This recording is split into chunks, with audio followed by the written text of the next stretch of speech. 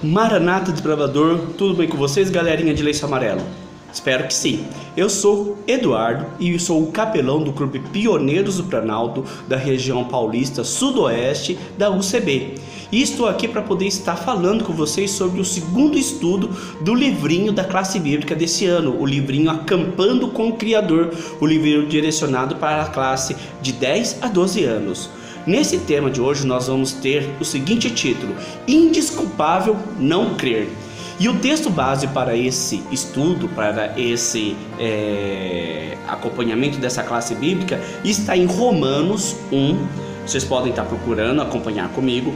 Romanos 1, no capítulo 1, versículo 20, que diz da seguinte texto, na minha versão bíblica, na minha Bíblia, diz assim: porque os atributos invisíveis de Deus, assim como seu eterno poder, como também sua própria divindade, claramente se reconhece desde o princípio do mundo, sendo percebidos por meio das coisas que foram criadas. Tais homens são, por isso, indesculpáveis. É impossível não ver a natureza e não perceber que em tudo que a natureza, em toda a natureza, existe a mão de um ser criador, um ser divino, um ser eterno que tem toda a sabedoria, todo o conhecimento.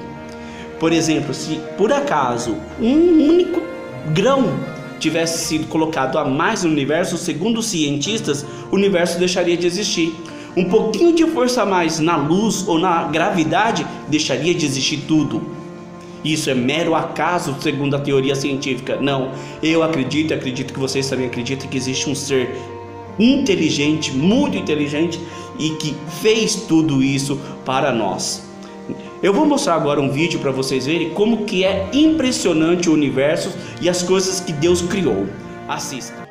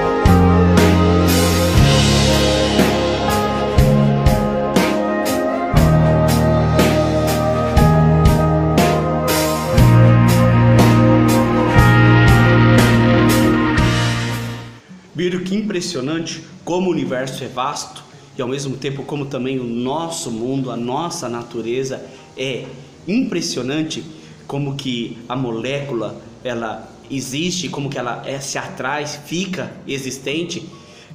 Se por acaso não existisse a força forte que une as unidades, o átomo, o próton, o elétron dentro da molécula, dentro de um átomo, ela deixaria de existir, e a natureza, todos nós deixaríamos de existir, o universo deixaria de existir. Isso foi criado por um ser muito inteligente que é Deus. Olha só, uma das coisas mais rápidas que existe é a luz, né? Ela viaja por aproximadamente 300 mil quilômetros por segundo, muito rápido. Mesmo assim, incrível que pareça, ela demora cerca de 8 minutos. A luz que é emitida do Sol demora 8 minutos para chegar aqui na Terra. Quer dizer, quando você está olhando para o Sol, quem consegue ver, por exemplo, aquele pôr do Sol bonito, porque quando o Sol está a pino, que está acima, você não consegue olhar direto para o Sol, exceto se você tiver uma proteção. Mas quando aquele pôr do Sol, imagine, o Sol não está ali mais, o Sol já desceu.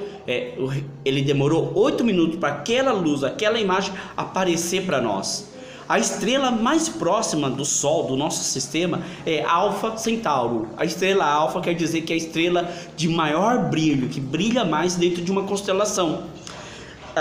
Alfa Centauro é um composto de 3 estrelas, um sistema trinário de estrelas. 3 estrelas, uma estrela vermelha, uma estrela laranja e uma amarela. A maior amarela e as outras 2 menores, que giram entre si, que usam a força da gravidade uma contra a outra, girando as 3 juntas. Interessante isso. Como é que pode a força da gravidade unir e as 3 girar ao mesmo tempo? Não é algo do acaso, algo que surgiu é algo que Deus realmente mantém e cuida. Deus mantém, como está escrito em Isaías, a terra no firmamento. Como assim a terra no firmamento? É a gravidade, o que a gente chama de firmamento. É que Deus criou isso e não foi por acaso. Mesmo na teoria científica do Big Bang, se não existe a gravidade, nada ia existir. E como que a gravidade foi feita? Como aqueles átomos existiu antes de existir a explosão? São perguntas que os cientistas não conseguem responder. E nós sabemos quem é que criou tudo do nada. Foi Deus. O interessante é que eu falei um pouco sobre a constelação de Alfa Centauro. E vocês sabem que existe muitas outras constelações. Existe mais de 80 constelações diferentes. Toda constelação é um conjunto de estrelas que formam uma imagem na nossa cabeça, na verdade. Não é um desenho pontilhado que você liga os pontos e tem uma imagem no céu. É algo mais imaginário. Mas mesmo assim, essas imagens podem ser mais precisas ou menos precisas. Que nem existe a constelação de Órion, que dá para perceber, dá para ver que existe braços, pernas, uma cabeça. Existe a constelação de Escorpião, que também é muito bem desenhada. Existe a constelação de Ursa, de Alfa Centauro, também dá para ver o desenho como se fosse dos pés. Quem já estudou astronomia ou quem gosta disso vai entender o que eu estou falando. Mas só uma coisa, uma constelação é um conjunto de algumas estrelas para formar uma imagem, como eu comentei. Por exemplo, existe a constelação de Órion, são cerca de, se não me engano, 12, 15 estrelas que formam a imagem do Órion.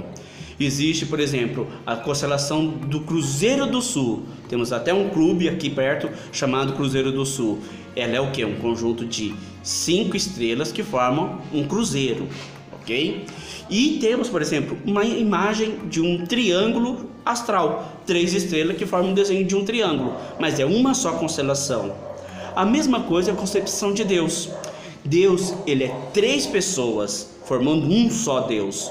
10 pessoas divinas, que é Deus Pai, Deus Filho e Deus Espírito Santo.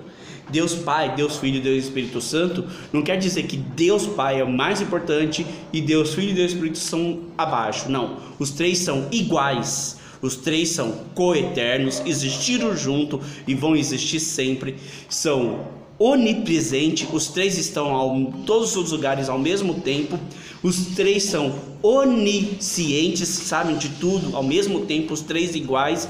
E também são onipotentes, os 3 são toda a potência, todo o poder são iguais, entendeu? São três pessoas formando um só Deus, não são três deuses, é três pessoas divinas, coeternas, oniscientes, onipresentes e também são criadores. Tanto é que lá na criação a gente tem prova de que eles três estavam juntos criando o mundo. Em João 1, de 1 a 3 também fala que estavam os três criando o mundo.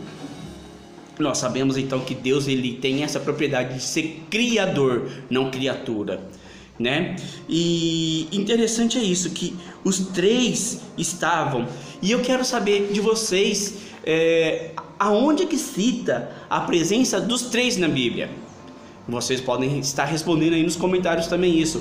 Aonde a gente acha a presença dos três juntos numa história bíblica, tá bem?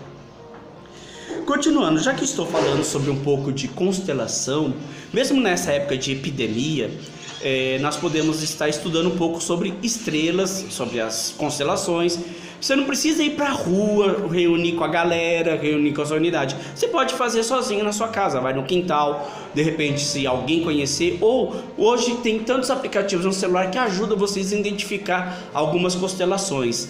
Vocês podem estar indo para poder tentar achar a constelação Cruzeiro do Sul, a constelação de Alfa Centauro, achar onde está a estrela Alfa do Centauro, completando alguns requisitos de cartões. E também vocês podem estar realizando alguns requisitos da especialidade de astronomia, tá ok? E falando na constelação de Órion, como eu já comentei, a constelação de Órion ela é somente visível geralmente na época do verão no nosso hemisfério, do nosso lado do planeta. Então, por exemplo, na data de hoje você dificilmente vai conseguir achar essa constelação, ou melhor, só no finalzinho da noite, já no comecinho da madrugada que é possível visualizar a constelação de Órion. Geralmente você vai ver com maior facilidade Alfa Centauro, Escorpião, Cruzeiro do Sul, a estrela de Cisne e outras constelações, tá bem? Agora, a constelação de Órion a gente só consegue visualizar mais para frente, quando for na época do verão, a partir de novembro. E há uma coisa interessante sobre a constelação de Órion. Eu vou colocar aqui no vídeo um texto que Ellen White teve de visão sobre essa constelação. E nessa visão é muito interessante que ela fala sobre algumas coisas que Deus revelou. Existe uma coisa muito interessante que é o seguinte: a nebulosa de Órion. A nebulosa de Órion, ela está localizada quase que no meio, próximo do cinturão das três estrelas, chamado também de Três Marias, que tem o nome de, na verdade, de Alnitak, de Anilan e de Mintaka. Essas três estrelas, e abaixo delas existe uma outra, muitas vezes a gente vê como uma estrela, na verdade é uma nebulosa, que é um criadouro de estrelas. E quando a gente mostra essa nebulosa, eu vou pôr aqui a imagem da nebulosa, parece que ela é um túnel, parece que ela tem um buraco nela, né? Alguns cientistas, ainda não foi provado isso, diz que existe um super buraco negro dentro dela. Mas no caso, a visão que Ellen White diz que na verdade o céu se abriu e se recuou, e de repente a gente viu um espaço aberto na nebulosa de Órion, não especifica onde, na verdade na constelação de Órion, na verdade, não na nebulosa, mas na constelação de Órion, viu um espaço aberto e da onde vinha a voz de Deus e a cidade santa. É interessante, caramba, essa visão, eu me arrepio toda vez que eu escuto, que eu leio, que eu vejo essa história. E eu vou colocar aqui na tela para vocês poderem ir e ler, ou quem puder, quem tiver oportunidade, vai no livro Primeiros Escritos, na página 41, vocês vão ter toda essa história também lá, vocês vão poder ler, é muito bom. Também completa requisito do cartões de vocês e também é muito uma experiência bem saudável, ok? Até o próximo estudo, fique com Deus e Maranata!